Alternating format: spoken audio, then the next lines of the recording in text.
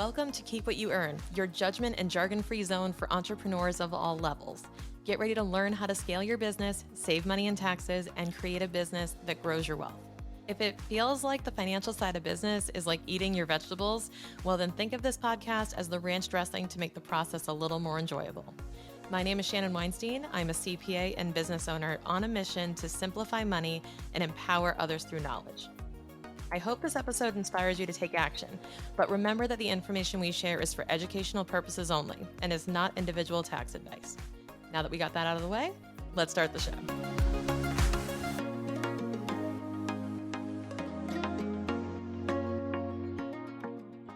So today on the show, I'm welcoming back my husband, Jason, and we want to talk about something that I thought was interesting. We were talking about actually topics for the show, and he said, what was it? 100% employee retention is not a good thing. And I said, let's expand on that.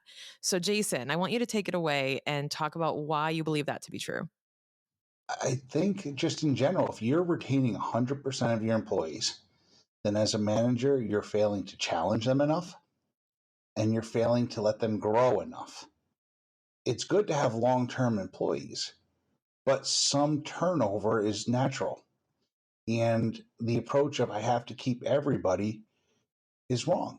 When people leave my company, they usually do so for reasons well out of the control of the environment as a manager. They move out of state, and we're doing work that can't be done remotely when you're fixing someone's basement.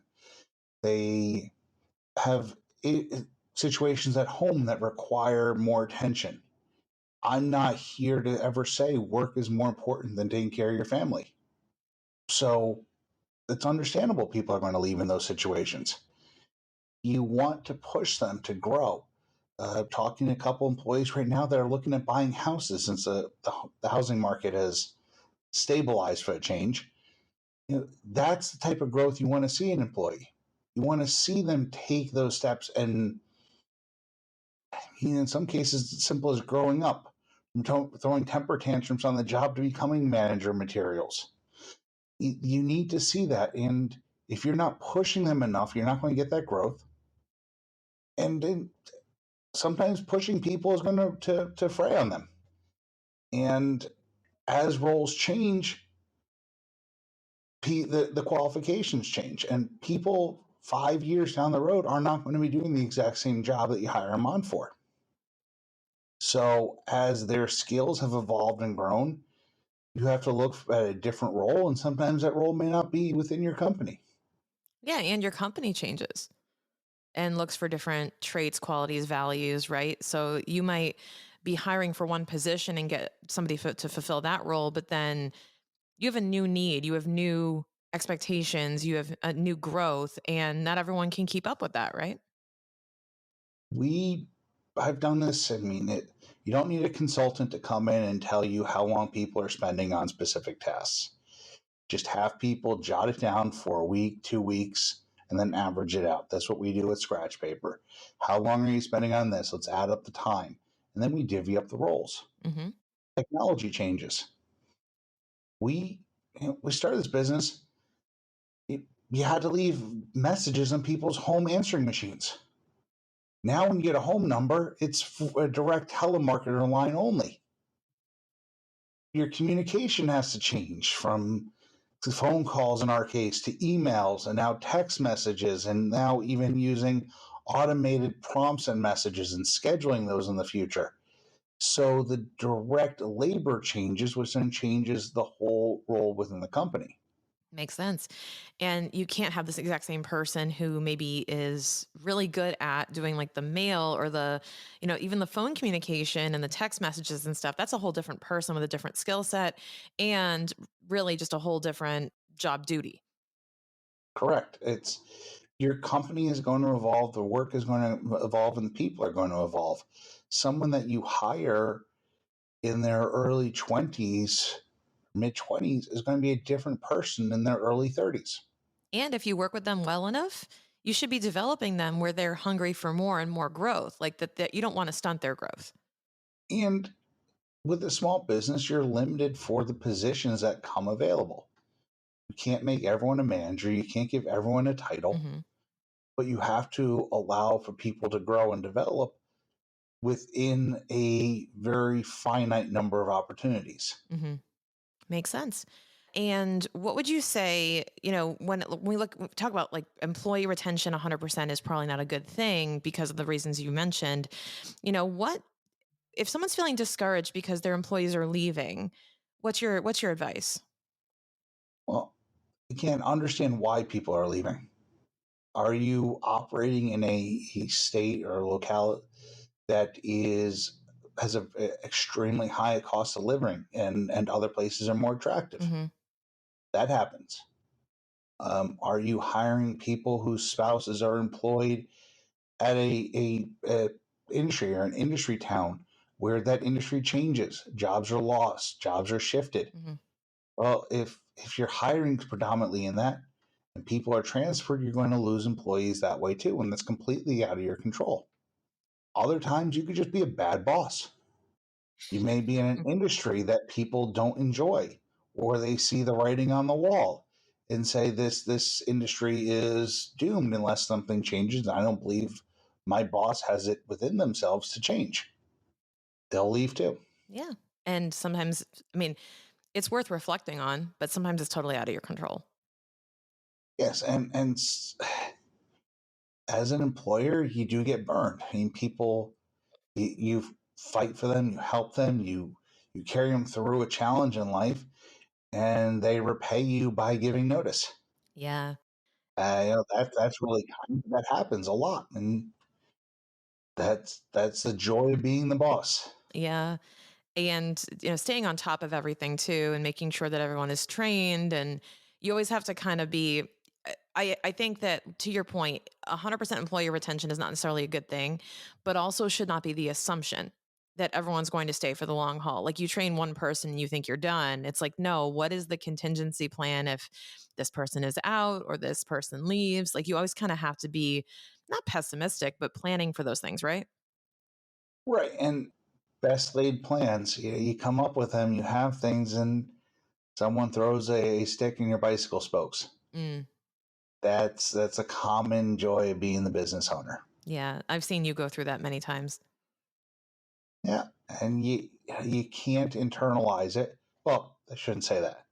There are times when you have to internalize it. People will quit because of a bad boss. Hmm. And if you're that bad boss and you don't internalize it, you're not going to have staff. But when people quit because of factors outside of your control, then at times there you have to just say, yeah, shit happens. Yeah. And it's an opportunity though too, because I've seen you go through this where people leave because of family issues or because of work schedule changes. They have families they need to take care of. And it's an opportunity for you to step up and continue to have that brand of like being able to support them and saying, you know what? Yeah. And we acknowledge you for, what you have to go do. That's the priority. How can we support you? It's never kind of a malicious or you screwed me over type of attitude. Right. Even when it is, you have to smile and say it's not because of relationships with other employees. Right. I see that one frequently. Hmm. But in cases there too, sometimes it's planned, from my seat at least, obsolescence. You want these people to leave, but you don't want to be the one chasing them out Mm. just because of dynamics within the company, dynamics within the relationship. Just there could be a lot of factors. So there are ways to get that turnover, to get new blood in. Or in some cases, if you're looking at how the business is doing, paring down headcount in advance is sometimes a smart strategy. Yes, it's very difficult to hire and train. It's a challenge to find employees. But we are fortunate in our company, I think, because of the culture and because of who I am as a boss, where we get a lot of employee recommendations, referrals for new hires. Yeah.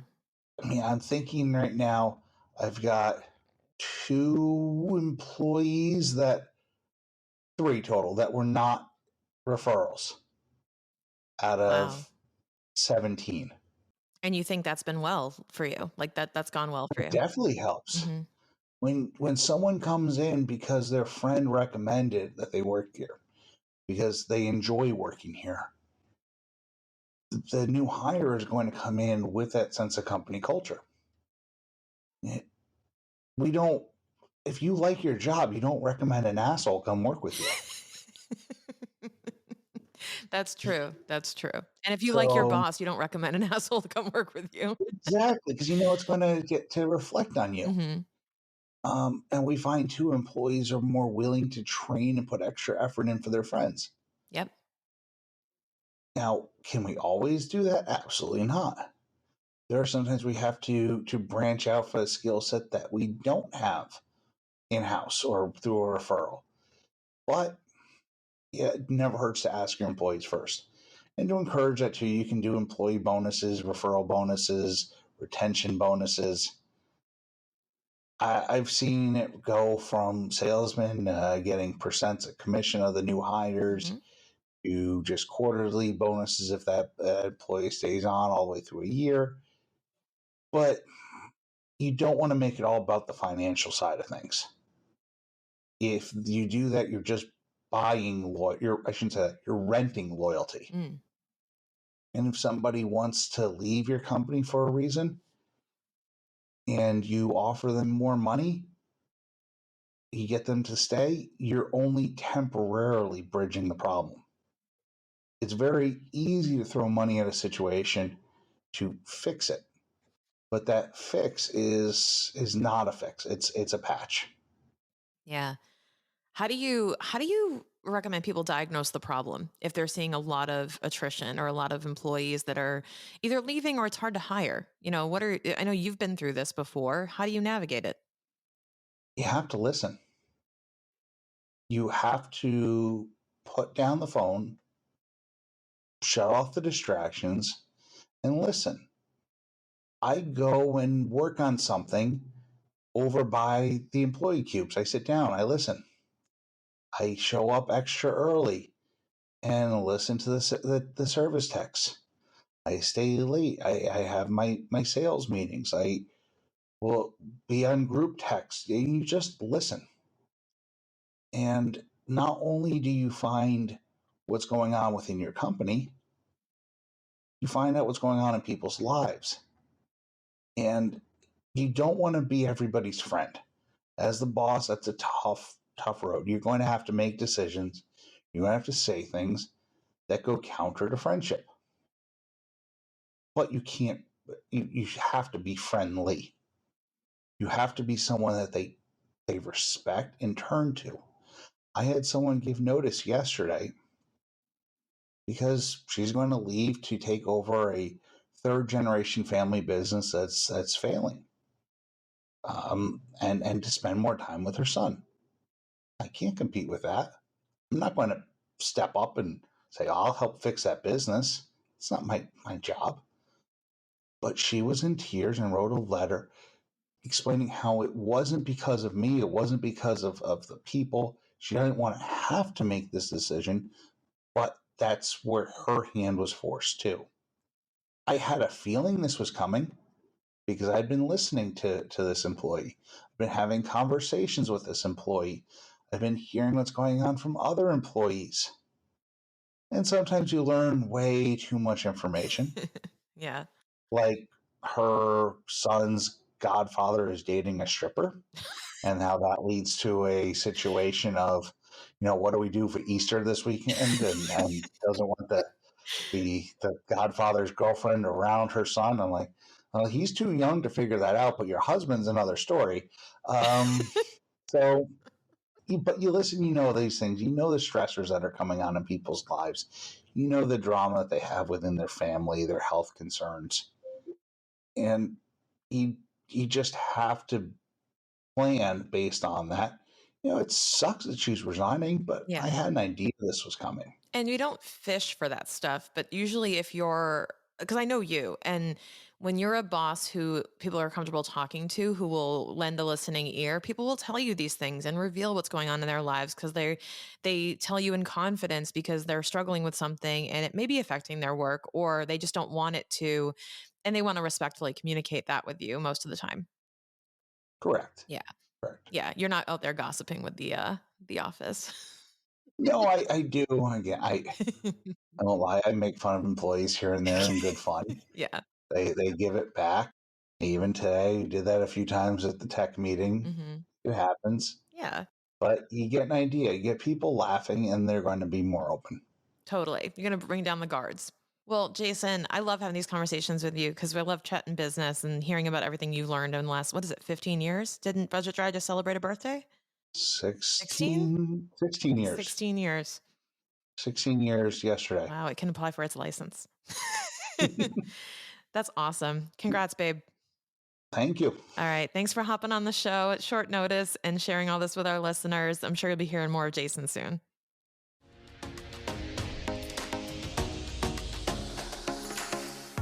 Hey, wouldn't it be cool if you could chat with me and our guests about this episode? Well, guess what? You can. Join the Keep What You Earn community now using the link below in the show notes. You can post your questions, chat with fellow business owners, and the best part, it's totally free. Oh, and by the way, it's not a Facebook group. That's right, no noisy notifications or distractions. Just what you need to get the full experience from listening to this podcast and maximizing your value. Meet us over there after the episode to get exclusive content and access to me and our guests for your questions. We'll see you over there.